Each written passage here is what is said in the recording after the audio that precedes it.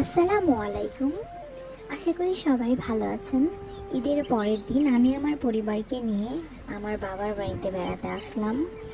আমাদের বাড়ি থেকে একটু সামনে এগোলেই কিছু ধানের জমি রয়েছে।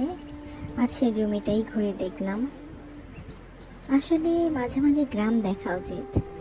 এত সুন্দর মনোরম একটি পরিবেশ, গ্রামীণ মেঠো পথ ঘিরে হেঁটে যেতে সত্যি খুব আনন্দ লাগে। ঠিক যেমন মনে হচ্ছিল ছোটবেলায় গ্রামীণ মাঠগুলোতে এই মেঠো পথ ধরে হেঁটে গিয়েছিলাম নিজের বন্ধুদের সাথে। আজ সেই পুরোনো দিনগুলোর কথা খুব মনে পড়ছে।